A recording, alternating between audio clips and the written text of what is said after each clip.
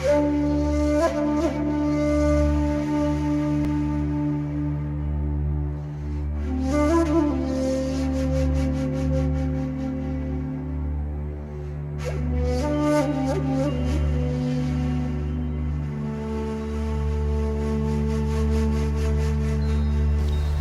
નમઃ શિવાય, ઓમ નમઃ શિવાય, ઓમ નમઃ શિવાય. પાંડવો વનવાસમાં આમથી તેમ ભટકી રહ્યા હતા. સમય જ સમય હતો, સમય પસાર કરવાનો હતો, સમય બદલાય તેની રાહ જોવાની હતી. અને ત્યારે ડાયો માણસ જ્યારે સમય પોતાને અનુકૂળ ન હોય ત્યારે એ સમયનો ઉપયોગ બીજી કોઈ ક્ષમતા વિકસાવવામાં અથવા બીજા કોઈ ક્ષેત્રે જ્ઞાન પ્રાપ્ત કરવામાં એ સમયનો સદુપયોગ કરે. આ વનવાસના સમય દરમિયાન અર્જુને વિચાર્યું કે એક ને એક દિવસ તો કૌરવો સાથે બે હાથ કરી જ લેવા પડશે. અને કૌરવો પણ કઈ સરળ સહેલાઈથી જીતી શકાય એવા નથી. એમનામાં પણ ગદા યુદ્ધમાં નિષ્ણાત દુર્યોધન છે, બાણાવળી કર્ણ છે, પરમ યોદ્ધો છે, અશ્વત્થામા છે. એટલે એમની સાથે લડવું હશે તો ખૂબ ઘાતક અને ઉચ્ચ કક્ષાના શસ્ત્રો જોઈશે. અને આ માટે એણે શિવ પાસેથી શસ્ત્રો મેળવવાના સંકલ્પ સાથે તપશ્ચર્યા આદરી. કાર્યમ સાધયામી વા દેહમ પાતયામી. હું કાં તો ભગવાન શંકરને પ્રસન્ન કરીશ, નહીં તો મારો અહીંને અહીં અંત આવશે. આ નિશ્ચય સાથે અર્જુન બરાબર તપશ્ચર્યામાં લાગેલો હતો. પણ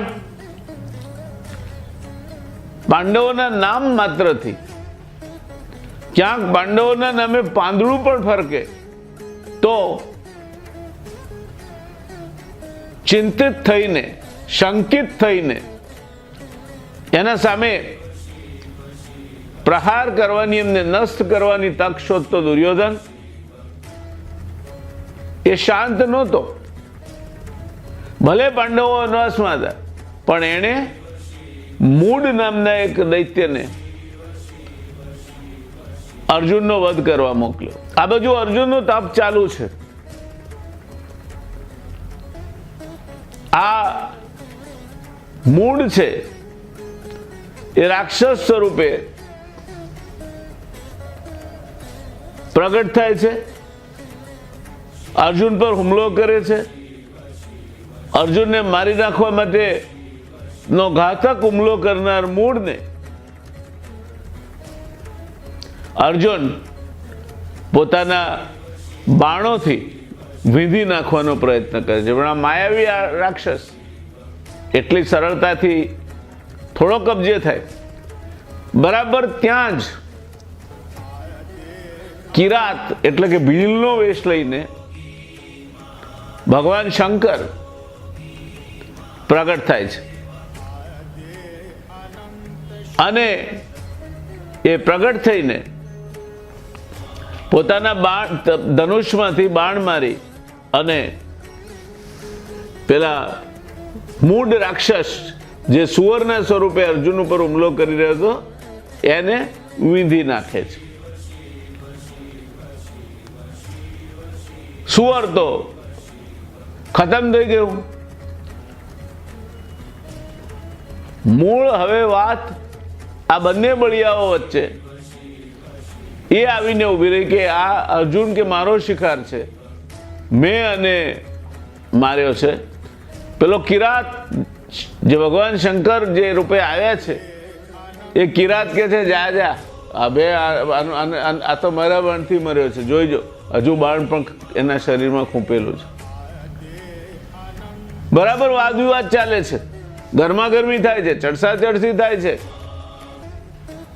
કદાચ બંને બળિયા બાથે વળિયા એમ એકબીજા સાથે યુદ્ધ પણ થઈ જાય તે પ્રકારની પરિસ્થિતિ તરફ આખી વાત જઈ રહી છે.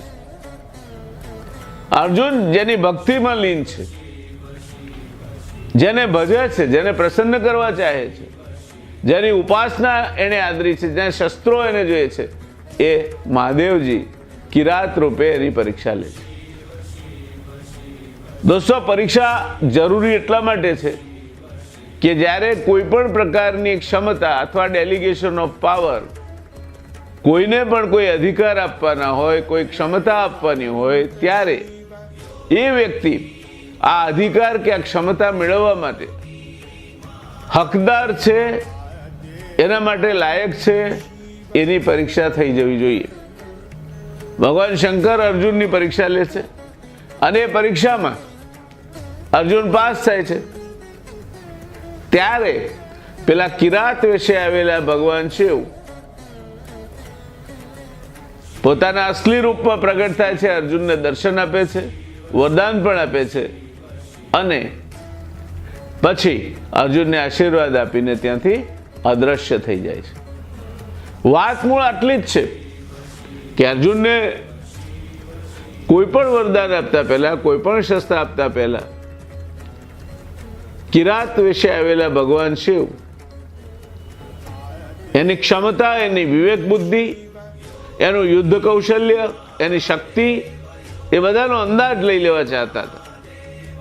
આમ જોઈએ તો શંકર તો ભગવાન છે, એને આ બધા નખરા કરવાની ક્યાં જરૂર પડે છે? પણ ના, માણસ છીએ આપણે એટલે ભગવાનને પણ માણસ રૂપે જ ભજીએ છીએ. જે વસ્તુ આપણને યથા દેહે તથા દેવે, જે આપણને થાય એ બધું ભગવાનને થાય. અને એટલે ક્યાંક થોડા કપટના અંશ સાથે અર્જુન સાથેનો વ્યવહાર દુર્યોધન પણ કરે છે અને અર્જુન સાથેના વ્યવહારમાં ચકાસણી કર્યા બાદ જ આગળ વધનાર, ત્યારબાદ જ પોતાના શસ્ત્રોનું વરદાન આપનાર ભગવાન શંકર પણ કરે છે. એ વાત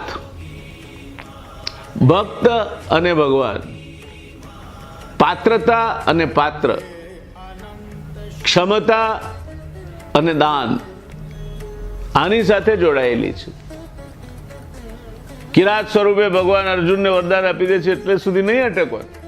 તમારે ક્યારે પણ કોઈને પણ વરદાન આપવું હોય, મદદ કરવી હોય, કંઈ પણ કરવું હોય તો એની ક્ષમતા ચકાસી લેવાની. અને તમને કોઈની પાસેથી કંઈ અપેક્ષા હોય તો પહેલા આપણી ક્ષમતા ચકાસી લેવાની. જો ક્ષમતા ચકાસી લેશો ને સક્ષમ હાથોમાં તમે જો કોઈ સત્તા મૂકશો તો એ હંમેશા સફળ થવાની છે. સક્ષમ હાથોમાં જો સત્તા નહીં મૂકો તો એ સત્તા ક્યારેય સફળ થવાની નથી. કાં તો પેલો માણસ સત્તાના મદમાં છકી જશે, કાં તો જે મશીન ચલાવવા તમે બેસાડ્યો છે એ મશીનની એને આવડત નથી એટલે જેને સત્તા આપી છે એ માણસ ભોગવાઈ જશે. અર્જુન આમાંનું એક કક્ષામાં આવતો નહોતો ને માટે કિરાત સ્વરૂપે આવેલા ભગવાન શંકરે છેવટે મહાદેવ તરીકે પોતાનું અસલી સ્વરૂપ બતાવીને અર્જુનને વરદાન આપ્યું, એને શસ્ત્રો આવ્યા પોતાના, અને એ રીતે આગળ મહાભારતનું યુદ્ધ છે તે પહેલા પાંડવોની પાસે એક જબરજસ્ત મોટી તાકાત શિવના શસ્ત્રો રૂપે ઊભી થઈ. શ્રાવણ છે, આ તાકાત ઊભી કરવાનો મહિનો છે. ભક્તિ ને શક્તિની તાકાત,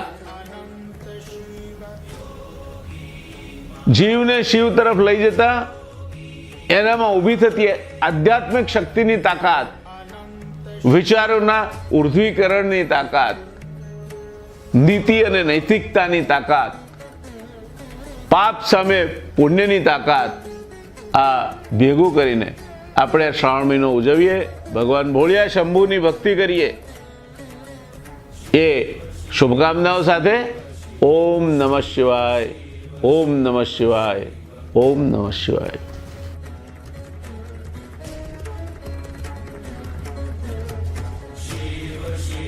શિવ શિવ શિવ